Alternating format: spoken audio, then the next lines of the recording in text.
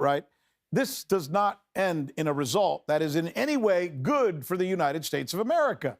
And the signs are plentiful geopolitically, economically, militarily, and I'm going to take you through them. And let's talk about some of those signs. Here's one right now. Reuters is now confirming just within the past 24 hours, and they've talked to officials in Bahrain who are members of the government, that it was indeed a Patriot interceptor, not an Iranian missile, a Patriot interceptor on March 9th that blew up a residential area that injured some 32 people, and a lot of those people are going to die.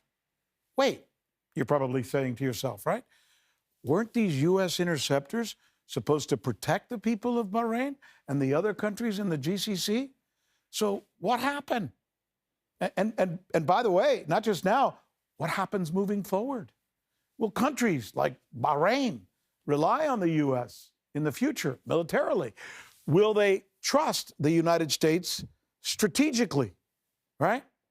Look at this story. This is about the Gerald R. Ford.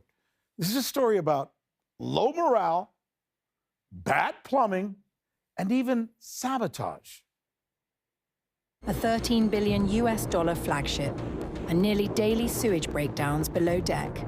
Sailors work 19-hour shifts to keep 650 toilets running.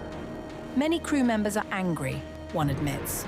Fire on board the USS Gerald R. Ford started in the ship's main laundry spaces. 600 sailors are without beds. More than 200 sailors were treated for smoke inhalation. Some serious problems with their sewage plumbing. So the best American warship that came, the American soldiers had a tough time going to the toilet.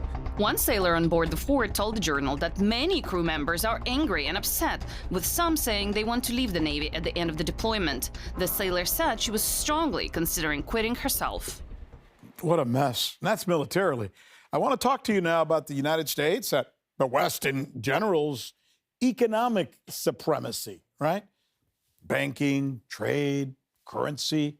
Look what the Central Bank of Kazakhstan, of all places, just did. Are they starting a trend? Maybe. Kazakhstan has just become the very first country to truly start betting against fiat currency, full throttle. They're actually having their central bank go out and buy Bitcoin, right? Crypto, as they call it, $350 million worth. Why? Well, because central banks around the world are losing faith in the fiat system of currency. In other words, I mean, let's just call it what it is, right? They're losing faith in the dollar.